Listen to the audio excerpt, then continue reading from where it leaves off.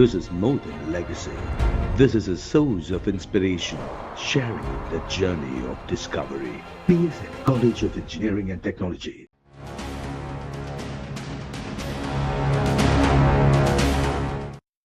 மாநில உரிமைகளை மீட்டெடுப்பது தொடர்பாக சட்ட விதிகளை ஆராய்ந்து அறிக்கையளிக்க உச்சநீதிமன்ற ஓய்வு பெற்ற நீதியரசர் குரியன் ஜோசப் தலைமையில் குழு அமைத்து முதலமைச்சர் மு க ஸ்டாலின் உத்தரவிட்டுள்ளார்.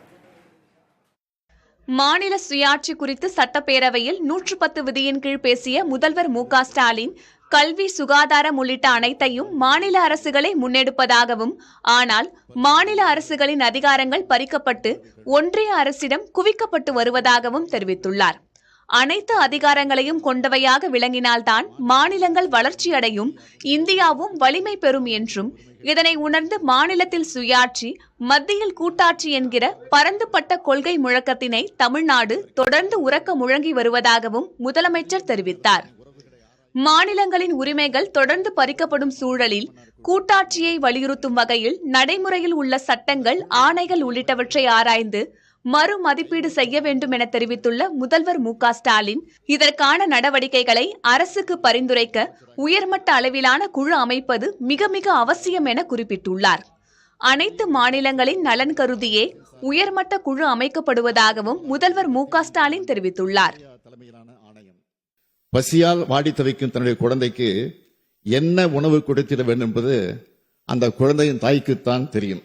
ஆனால் அந்த குழந்தை உண்ணும் உணவை, கற்கும் கல்வியை, கடந்து செல்லும் பாதையினை டெல்லியிலிருந்து யாரோ ஒருவர் தீர்மானித்தால் கருணையே உருவான தாய்மையும் பொங்கி எழத்தானே செய்யும்.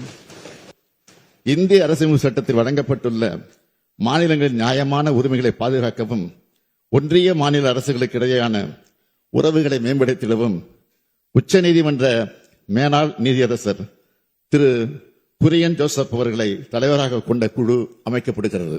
மாநில சுயாட்சி குறித்த விவாதங்களில் முதல் குரல் என்றுமே தமிழ்நாட்டில் இருந்துதான் ஒலிக்க தொடங்கும். அந்த வகையில் இன்றைய காலகட்டத்தில் மக்களாட்சி கருத்தியலை சூழ்ந்திருக்கும் கருமேகங்களுக்கிடையே தெளிவான ஒளி பாய்ச்சிட காலம் நம்மை அழைக்கிறது. தேவை எழும்போதெல்லாம் நாட்டிற்கே வழிகாட்டும் தமிழ்நாடு இந்த முறையும் தன்னுடைய வரலாற்று கடமையை நிறைவேற்றிட முன்வருகிறது. உயர்நிலை குழு தனது இடைக்கால அறிக்கையை ஜனவரி மாத இறுதிக்குள்ளும், இறுதி அறிக்கையை 2 ஆண்டுகளிலும் அரசுக்கு வழங்க வேண்டும் என எதிர்பார்க்கப்படுவதாக முதலமைச்சர் தெரிவித்தார். வேற்றுமையில் ஒற்றுமை என்னும் அடிப்படையில் அனைத்து மாநிலங்களின் உரிமைகளை காத்திடவே இந்த முயற்சியை முன்னெடுத்து வருவதாக அவர் தெரிவித்தார். புதிய தலைமுறைக்காக செய்தியாளர் ஸ்டாலின்.